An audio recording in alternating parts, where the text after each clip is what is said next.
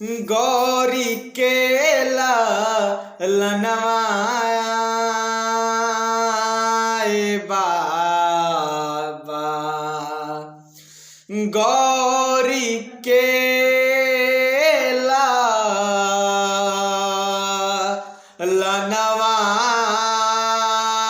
लनवाए बाबा, गौरी के लनवाए बाबा, सुमिरनमा करी तोहार।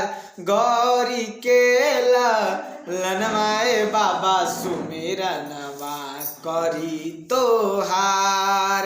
माता गौरा पार्वती पिता महादेवा, लड्डुअन के भोग लगे संत करे सेवा। माता गौरा पार्वती पिता महादेवा, लड्डुअन के भोग लगे संत करे सेवा। रिद्धि सिद्धि के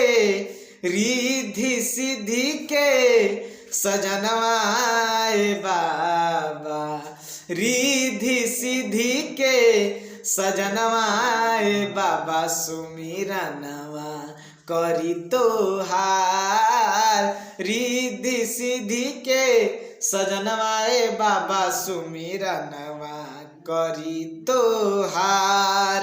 हथिया के सूढ़ पवनी मानुष के तनवा, हथिया के सूढ़ पवनी मानुष के तनवा।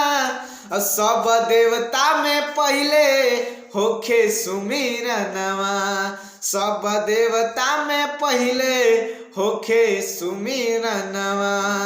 मूस के हनवाए बाबा, मूस के हनवाए बाबा, मूस के हनवाए बाबा, सुमिरनवा करी तोहार। गौरी के लनवाए बाबा, सुमिरनवा करी तोहार। गौरी के लनवाए बाबा, सुमिरनवा करी तोहार। नमस्कार, प्रणाम, हर हर महादेव।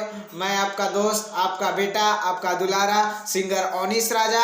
अगर आपको ये हमारा गाना अच्छा लगा हो तो वीडियो को लाइक करें, ज़्यादा अच्छा लगा हो तो शेयर करें, और जो लोग हमारे चैनल पे नए हैं वो कृपया चैनल को सब्सक्राइब करें और बेल आइकन दबाना नहीं भूलें। और आप लोग कैसा लगा ये कमेंट्स जरूर करें।